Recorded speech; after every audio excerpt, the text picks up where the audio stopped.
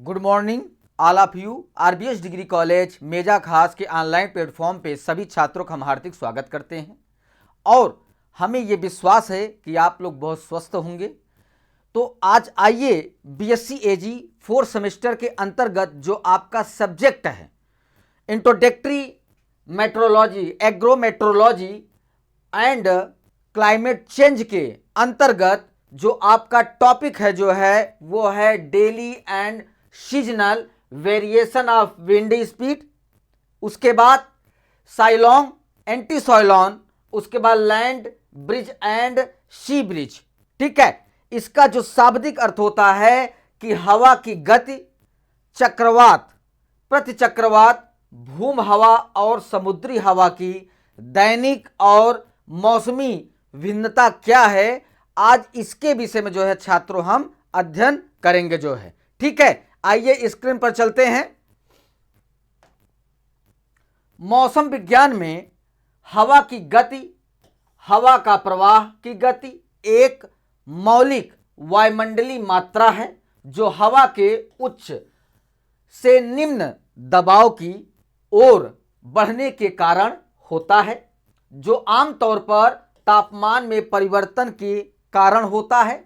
हवा की गति अब आमतौर पर एनीमोमीटर से मापी जाती है। मतलब इसका अर्थ ये हुआ छात्रों जो है कि मेट्रोलॉजी के अंतर्गत जो हमारा हवा की गति है, हवा का प्रवाह है, वो हम मौसम विज्ञान के अंतर्गत ही जो है उसे हम जो है माप सकते हैं, उसके दबाव को माप सकते हैं। और मापने का जो यंत्र है वो हम बतला रहे हैं एनीमोमीटर से इसके वायु की गति को और वायु के प्रवाह को और वायु के दबाव को हम अच्छे तरीके से जो है इसे इस यंत्र के माध्यम से माप सकते हैं छात्रों। ठीक है, फिर उसके बाद हवा की गति मौसम के भविष्यवाणी, विमानन, समुद्री संचालन, निर्माण परियोजनाओं, कई पौधों की प्रजातियों के वृद्धि और चया अपचय दर को प्रभावित करती है।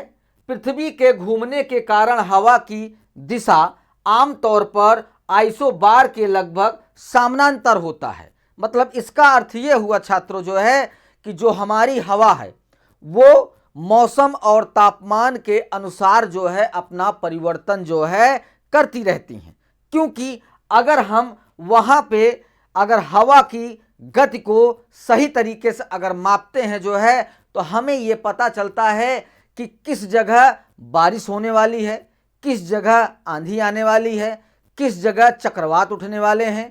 तो ये सारी चीज़ें आपको जो है एनीमोमीटर के माप के द्वारा ही जो है आपको पता चल सकता है।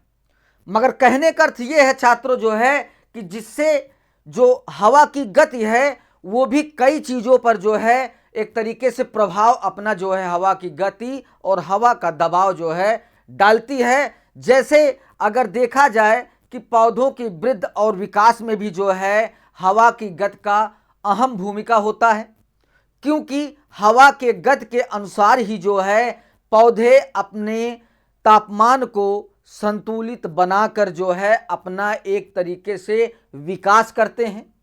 और जितने भी जो है विमान होते हैं या जेट विमान होते हैं वो सारी चीज़ें जो है हवा की गति पर जो है एक तरीके से निर्भर होते हैं। जिस वेग में गति हवा अगर लेगा उसी जगह जो है आपके विमान का एक तरीके से उड़ान भरा जाएगा, जेट विमान का भी उड़ाव भरा जाएगा, क्योंकि हवा की गति और हवा के दबाव पर ही ये सारी चीज़ें जो है एक तरीके से डिपेंड या फिर अपना एक भूमिका ये लोग अदा करते हैं। ठीक है, फिर उसके बाद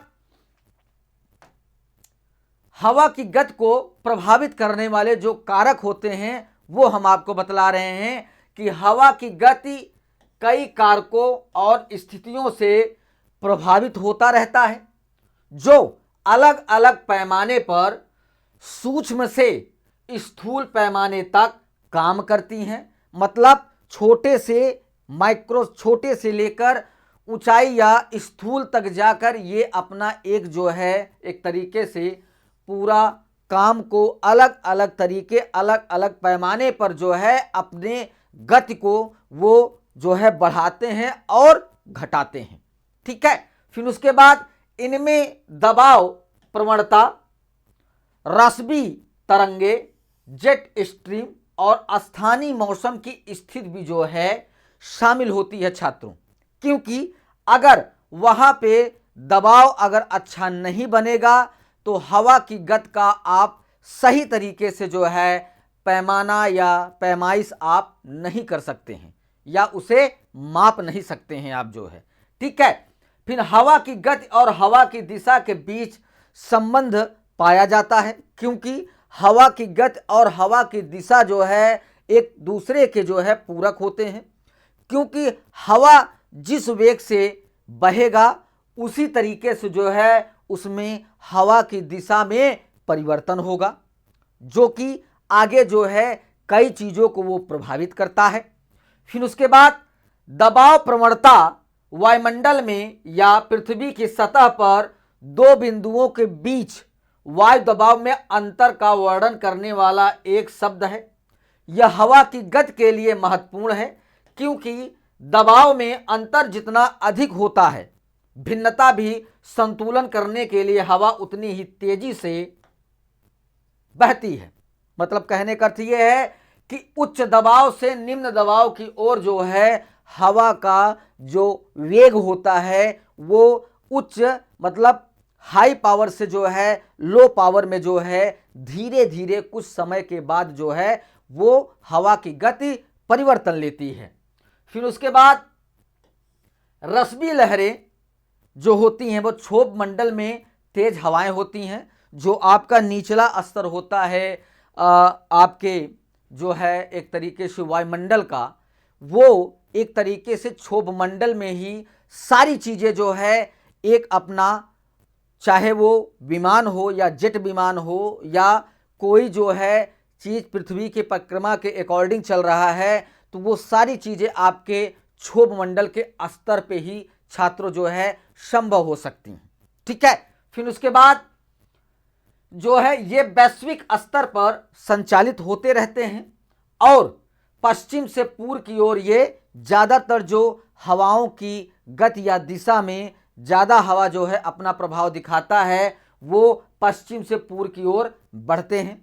इसीलिए इन्हें वेस्टर्लीज के रूप में जाना जाता है।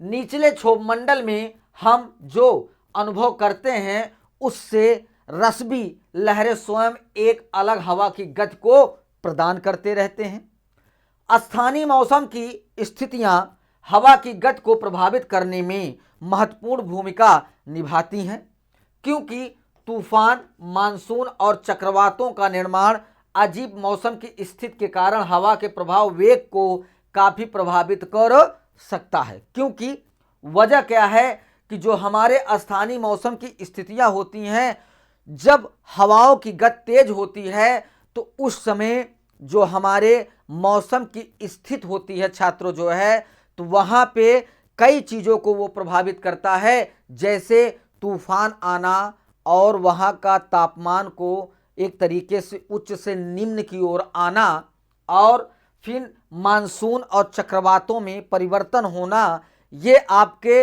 हवा के वेग के अनुसार ही जो है छात्रों परिवर्तन हो सकता है। ठीक है। फिर उसके बाद जो है मौसम कैसा होता है ये हम आपको बतला रहे हैं कि मौसम और जलवायु को अक्सर एक ही चीज का संदर्भ माना जाता है। वे दोनों वातावरण की स्थिति का वर्णन करते हैं, लेकिन उनके बीच एक बड़ा अंतर भी होता है। मौसम किसी दिए गए स्थान पर और एक विशिष्ट समय के दौरान वातावरण की वर्तमान स्थिति है। मौसम को अस्थायी माना जाता है क्योंकि यह छोटी अवधि में बदल सकता है और कभी कभी मिनट दर मिनट, और यदि आप स्थान बदलते हैं तो यहाँ भी भिन्नता हो सकती है। क्योंकि छात्रों एक चीज़ आपको जो है तो पता तो ज़रूर होगा कि मौसम कोई एक स्थित जो है जगह अपना नहीं बता सकता है, क्योंकि मौसम अस्थायी होता है और ये जो है उच्च और निम्न दबाव के अनुसार जो है अपना ये परिवर्तन को लेता रहता है और ये मिनट दर मिनट जो है कुछ ही घंटों या कुछ मिनटों में जो है ये अपना परिवर्तन करते रहते हैं। मौसम हमेशा परिवर्तनशील होता है छात्रों जो है, ठीक है। फिर उसके बाद मौसम को प्रभावित करने वाले कारक, क्योंकि मौसम अस्थायी है, यहां भिन्नता कारकों के आधार पर मिनट दर मिनट या घंटे दर घंटे बदल सकता है। मौसम का निर्धारण करने के लिए पहला कदम उस स्थान के वातावरण को प्रभावित करने वाले वर्तमान कारकों का निर्धारण करना है। मौसम को प्रभावित करने वाले 5 मुख्य कारक होते हैं, वो हम बतला रहे हैं छात्रों आपको। जैसे पहला कारक है तापमान, टेम्परेचर, फिर वायुदाब आ गया, फिर आर्द्रता आ गया, बादल आ गया और हवा। ये पांचों चीजें जो है एक तरीके से मौसम को प्रभावित करते हैं। जो एक मुख्य इनका उद्देश्य ही होता है कि हमारे मौसम को किस तरीके चेंज में किस तरीके कारक उनको प्रभावित किया जाए। तो वहाँ पे अगर मौसम हमारा परिवर्तन ले रहा है छात्रों जो है, तो वहाँ पे तापमान भी परिवर्तन हो सकता है, तूफान भी आ सकता है, आर्द्रता भी बढ़ सकती है, हवा भी तेज हो सकती है, चक्रवात भी आ सकते हैं और कई चीज़ों की जो है समुद्री लहरें भी उठ सकती हैं छात्रों जो है, जो कि मौसम के ये मुख्य कारक होते हैं। फिर उसके बाद तापमान आपका आता है। मौसम को प्रभावित करने वाला पहला कारक तापमान है।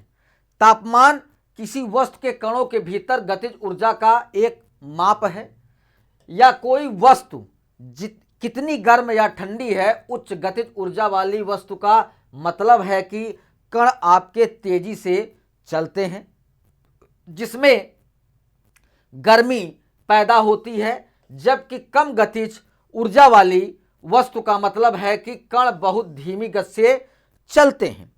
और ठंडे तापमान की ओर अगर ले जाते हैं आप, तो मौसम का जिक्र करते समय वर्णित वस्तु वायु द्रव्यमान है। जैसे जैसे हवा का तापमान बढ़ता है, वायु द्रव्यमान की जल वाष्प को अवशोषित करने की क्षमता को बढ़ जाती है और वायु द्रव्यमान में जल वाष्प की वृद्धि से बारिश और तूफान होने की प्रक्रिया बढ़ जाती है, तो संभावना बढ़ जाती है। समुद्र तल से ऊंचाई के साथ साथ तापमान जो है एक तरीके से बदलता रहता है छात्रों। अगर देखा जाए छात्रों जो है कि मौसम का सबसे अच्छा जो परिवर्तन होता है वो ज़्यादातर जो है समुद्रों और ज़्यादातर महासमुद्रों से ये मौसम ज़्यादा परिवर्तित होते हैं। अभी आप कुछ टाइम के पहले आपने देखा कि एकाएक जो है ठंडी हवाएं चली और मौसम में परिवर्तन हो गया। तो ये चीज़ें हैं कि मौसम का मिनट दर मिनट में जो है परिवर्तन जो है होता रहता है। फिर उसके बाद जो है गर्म और ठंडी वायु राशियों का टकराव, वायु राशियों के घनत्व में अंतर के कारण मौसम को भी प्रभावित कर सकते हैं। फिर उसके बाद हवा का दबाव आपका आता है। वायुराश का वायुदाब भी मौसम को प्रभावित करता है। वायुदाब किसी वस्तु पर उसके चारों ओर की वायु द्वारा लगाया गया बल है, जो कि वायुदाब को बैरोमीटर नामक एक उपकरण से मापा जाता है, जो तरल पारा का उपयोग करता है, जो वायुदाब को वृद्धि और गिरावट के परिवर्तन पर प्रतिक्रिया करता है। जैसे जैसे ऊंचाई बदलती है वैसे वैसे वायु द्रव्यमान के भीतर हवा का दबाव भी बदलता है।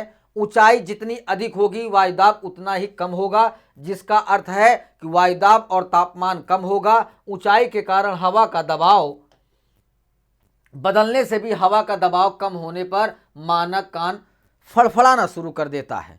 मतलब कहने का अर्थ ये हुआ छात्रों जो है कि जो हमारा हवा का दबाव है वो एक तरीके से बैरोमीटर के द्वारा ही आप उसे माप सकते हैं।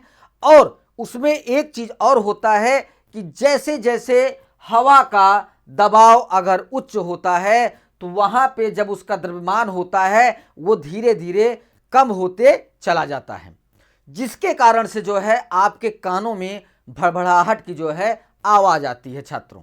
ठीक है, फिर उसके बाद बैरोमीटर आपका आता है। पारा बैरोमीटर का आरेख दिखा रहा है कि हवा का दबाव गिरने पर पारा जो है बढ़ जाता है।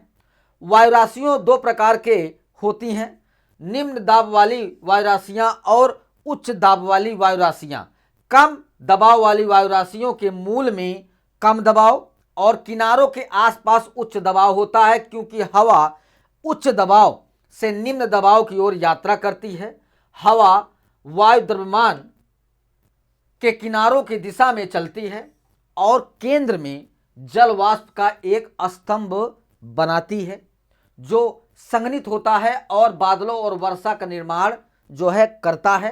उच्च दबाव प्रणालियां विपरीत दिशा में काम करती हैं और उनके केंद्र में उच्च दबाव और किनारों के आसपास कम दबाव वाले क्षेत्र होते हैं। उच्च दबाव वाली प्रणालियां आमतौर पर धूप वाले दिन की ओर ज्यादा चलती हैं।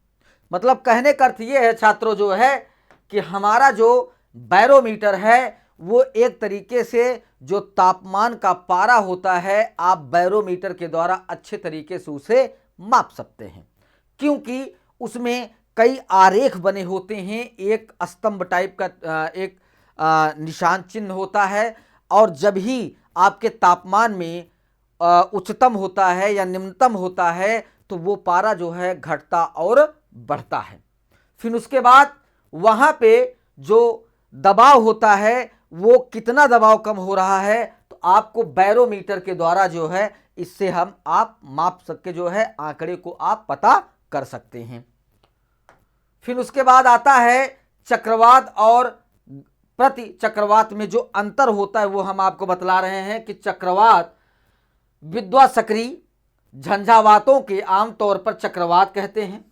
चक्रवात तटीय क्षेत्रों की तरह गतिमान होते हैं और आक्रामक पवनों के कारण आमतौर पर भारी वर्षा और विध्वंस के लिए जाने जाते हैं। ये तूफान हिंद महासागर में चक्रवात, अटलांटिक महासागर में हैरिकेन, पश्चिम प्रशांत महासागर और दक्षिणी चीन सागर में टाइफून, जापान में टीफू और पश्चिम ऑस्ट्रेलिया में बिली विलीज के नाम से जाने जाते हैं ये चक्रवात छात्रों जो है। फिर उसके बाद भूमध्य रेखा जहां कोरियोलिस बल प्रभावहीन होता है वहां ये तूफान नहीं उठते हैं। चक्रवात 2 प्रकार के होते हैं।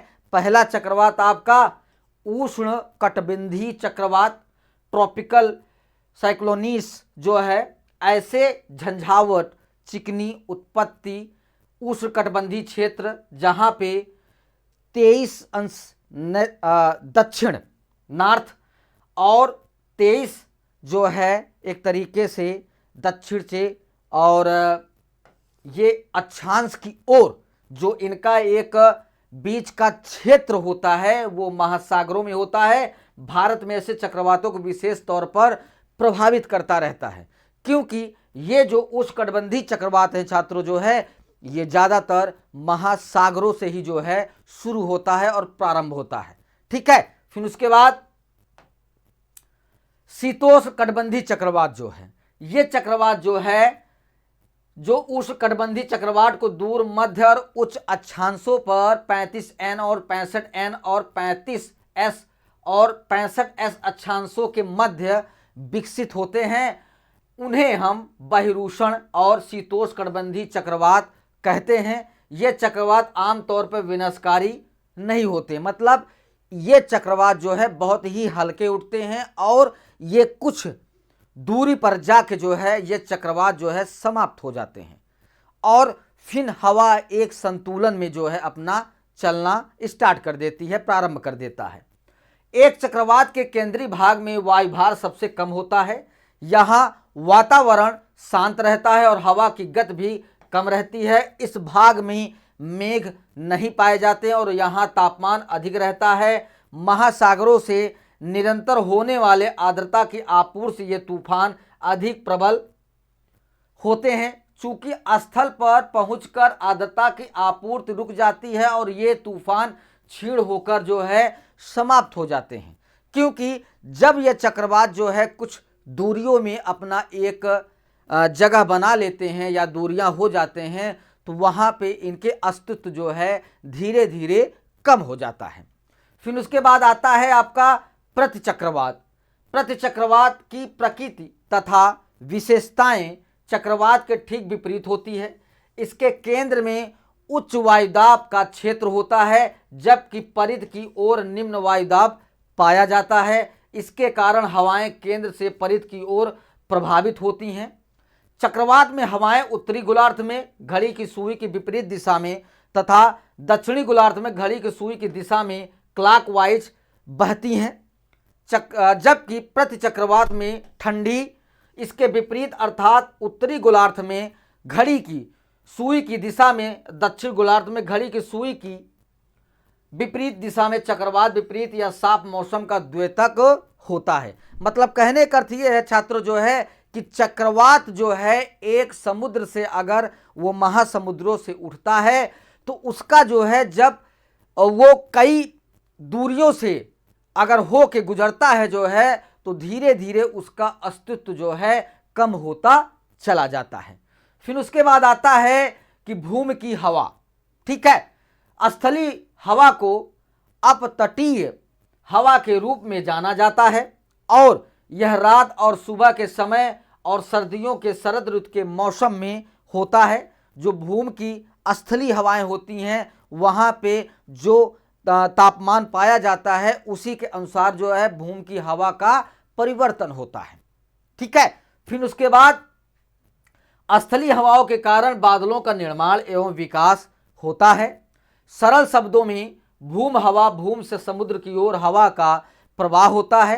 रात के समय भूमि की दिन की तुलना में जल्दी ठंडी हो जाती है, क्योंकि आसपास की हवा और समुद्र की सतह को गर्म करने के लिए सूर्य जो है नहीं होता है। फिर उसके बाद भूमि की तुलना में जल निकायों में गर्मी को अधिक समय तक बनाए रखने की क्षमता होती है, जिसके कारण इसके ऊपर की हवा घनत्व कम होता है और इसके कारण भूमि की ऊपरी उच्च दबाव बनता है और साथ ही ऊपर निम्न दबाव बनाता रहता है। मतलब पहले उच्च दबाव बनाने के बाद हवा जो है तब निम्न दबाव की ओर वो अग्रसर होता है। फिर उसके बाद आता है आपका समुद्री हवा। समुद्री हवा जिसे तटवर्ती हवा के रूप में जाना जाता है, दिन के समय और बसंत और गर्मी के मौसम में होती है।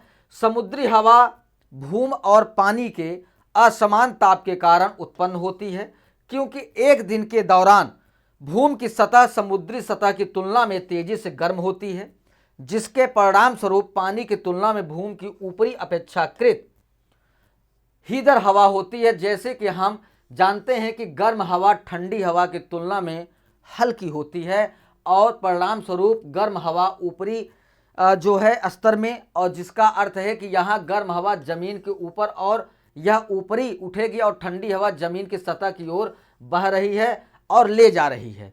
मतलब इसका अर्थ ये हुआ छात्र जो है कि जो हमारी गर्म हवा है वो जो है उसका स्तर जो है ऊपर चला जाएगा और जो उच्च हवा हमारा है वो जो है उसका स्तर जो है जमीन के स्तर के जो है अनुसार जो है रहेगा।